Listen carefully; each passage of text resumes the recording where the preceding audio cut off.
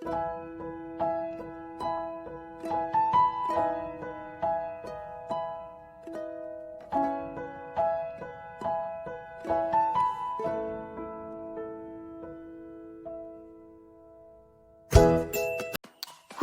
Welcome to Shweta's vlog. So ಎಲ್ಲರಿಗೂ ಮಕರ ಸಂಕ್ರಾಂತಿಯ ಹಾರ್ದಿಕ ಶುಭಾಶಯಗಳು.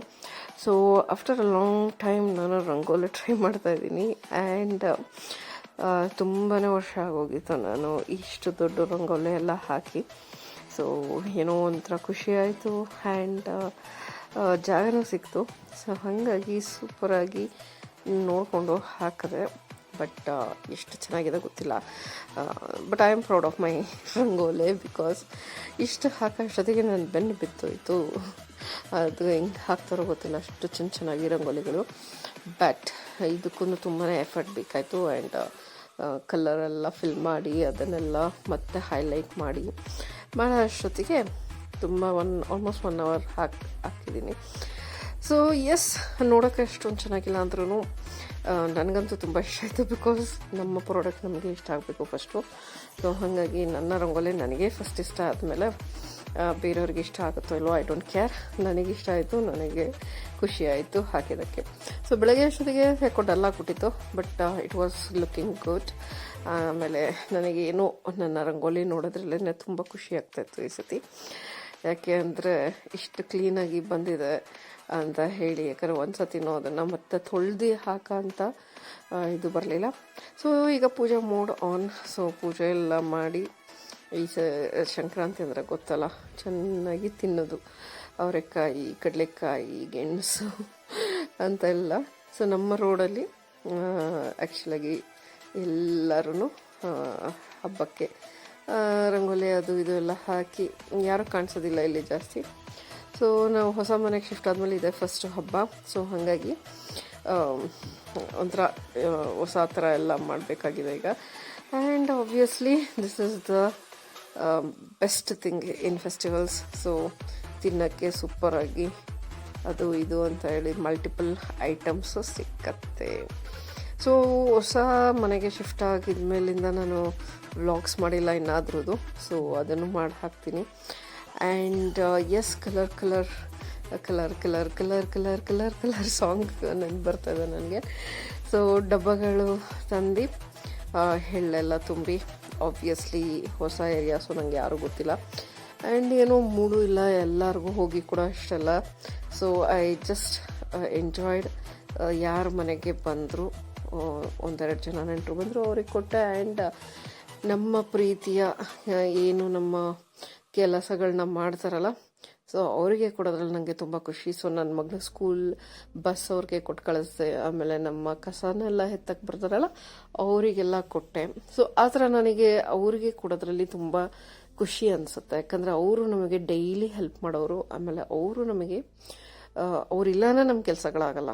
1-4 ದಿನ ಕಸ ಎತ್ಕೊಂಡೋಗಿಲ್ಲ ನಮ್ಮ ಮನೇಲಿ ಇರೋಕ್ಕಾಗಲ್ಲ. ಸೊ ನನಗೆ ಆ್ಯಕ್ಚುಲಾಗಿ ಅಂಥವ್ರಿಗೆಲ್ಲ ಹಬ್ಬದಲ್ಲಿ ಕೊಡೋಕ್ಕೆ ತುಂಬ ಇಂಟ್ರೆಸ್ಟ್ ಆಗುತ್ತೆ. They deserve it. ಆ್ಯಂಡ್ ಅವ್ರಿಗೂ ಒಂಥರ ಖುಷಿ ಆಗುತ್ತಲ್ವ. ಸೊ ಎಸ್, ತುಂಬ ದಿನ ಆದಮೇಲೆ ಬಿಸಿಲು, ಇಷ್ಟು ಬಿಸಿಲಲ್ಲಿ ಬಂದಿರೋದು. ಯಾಕಂದರೆ ಚಳಿ ಚಳಿ ಚಳಿ ಎಲ್ಲ ಕಡೆ ಚಳಿ, ಕಾಲಿಡೋಕ್ಕಾಗ್ತಿರ್ಲಿಲ್ಲ ಗ್ರಾನೈಟ್ ಮೇಲೆ.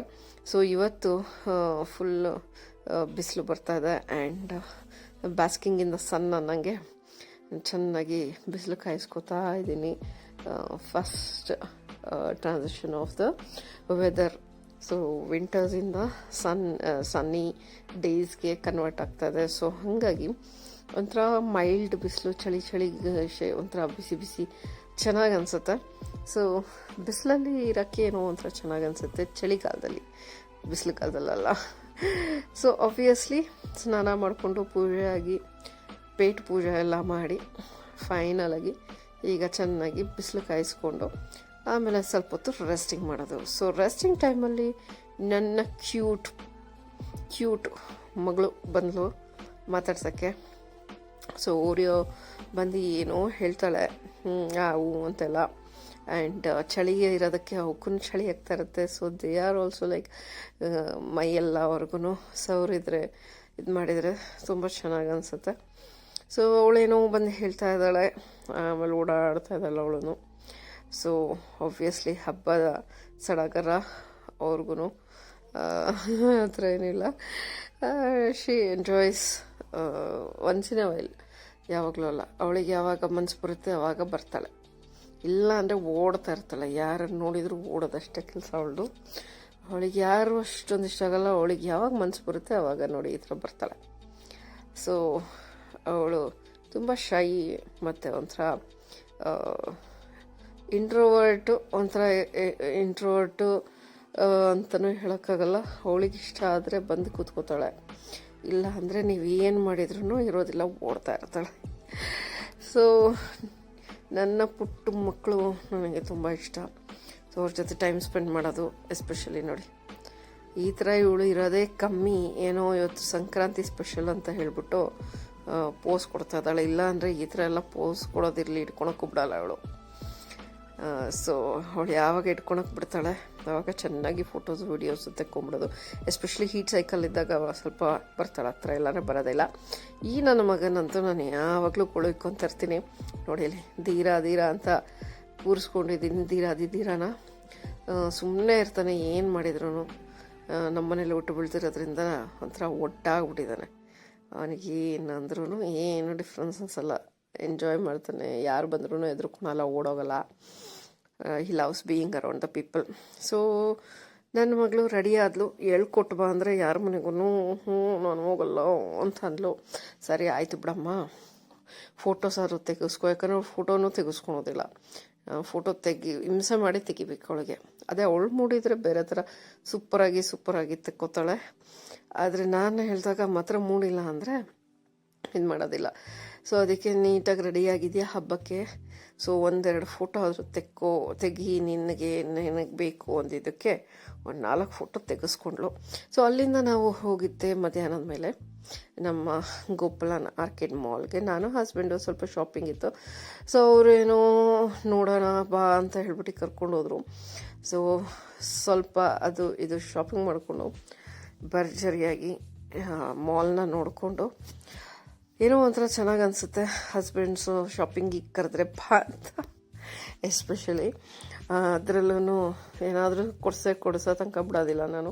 ಸೊ ಆಬ್ವಿಯಸ್ಲಿ ತಿನ್ನಕ್ಕಂತೂ ಕೊಡಿಸ್ತಾರೆ. ಸೊ ಅಲ್ಲಿ ಸೂಪರಾಗಿ ನಮ್ಮ ಸಂಕ್ರಾಂತಿ ಹಬ್ಬಕ್ಕೆ ಡೆಕೋರೇಷನ್ ಮಾಡಿದರು. ಸೂಪರಾಗಿ ರಂಗೋಲಿ. ಆ್ಯಕ್ಚುಲಿ ನಮ್ಮ ಅಪಾರ್ಟ್ಮೆಂಟ್ನ ಮಿಸ್ ಮಾಡ್ಕೊತಾ ಇದ್ದೆ ನಾನು, ಯಾಕಂದರೆ ಎವ್ರಿ ಇಯರ್ ಏನಾದರೂ ಹೊಸ ಥರ ಡೆಕೋರೇಷನ್ ಇರ್ತಿತ್ತು. ಬಟ್ ಈ ಸತಿ ನಾವು ಶಿಫ್ಟ್ ಆಗಿರೋದಕ್ಕೆ ನೋ ಅಪಾರ್ಟ್ಮೆಂಟ್ ಆಗಿರೋದ್ರಿಂದ ನೋ ಸೆಲೆಬ್ರೇಷನ್. ಯಾಕಂದರೆ ಇಲ್ಲಿ ಏನೇನು ಮಾಡ್ತಾರೆ ಸುತ್ತಮುತ್ತ ಅನ್ನೋದು ಇನ್ನೂ ಗೊತ್ತಿಲ್ಲ.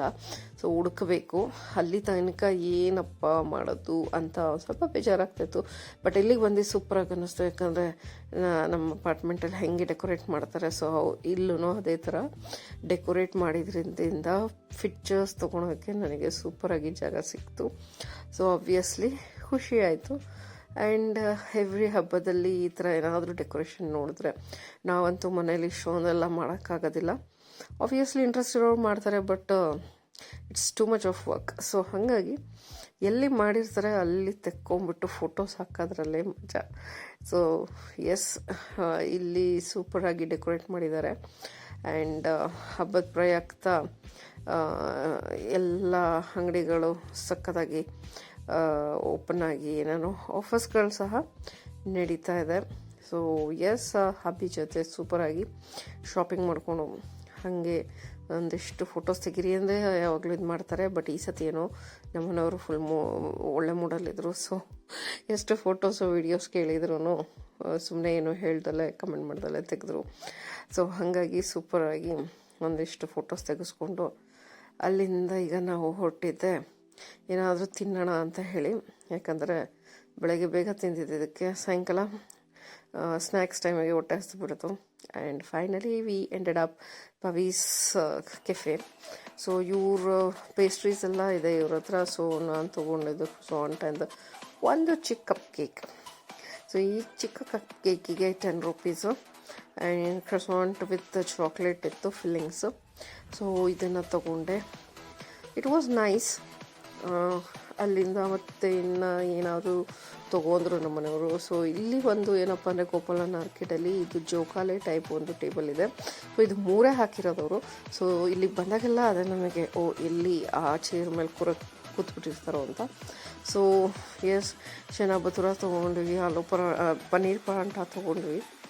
And it was really tasty. So ನೋಡಿ, ಇದೆ ಚೇರು, ಟೇಬಲ್ ಜೋಕಾಲಿ ಥರ ಇದೆ, ಆ್ಯಂಡ್ ಚೇರ್ಸ್ ಹಾಕಿರ್ತಾರೆ. ಇಂಥದ್ದು 3 ಹಾಕಿದ್ದಾರೆ. It is quite a fun, ಯಾಕಂದರೆ ಅದೊಂಥರ ನಾವು ಕೂತ್ಕೊಂಡು ಜೋಕಾಲಿ ಥರ ಆಡೋಕ್ಕಾಗಲ್ಲ, but it is like nice to enjoy the moving. ಮತ್ತು ಜೋಕಾಲಿ ಮೇಲೆ ಇಟ್ಕೊಂಡು ತಿಂದಂಗೆ ಅನಿಸುತ್ತೆ. ಸೊ ಈಗ ತಿಂದಿದ್ದಾಯಿತು, ಶಾಪಿಂಗ್ ಆಯಿತು. ಈಗ ಮನೆ ಕಡೆ ಹೊಡ್ತಾ ಇದ್ವಿ. ಅಷ್ಟೊತ್ತಿಗೆ ನಾನು ನೋಡಿದ್ದೆ ಬೋಬಾ ಡ್ರಿಂಕ್.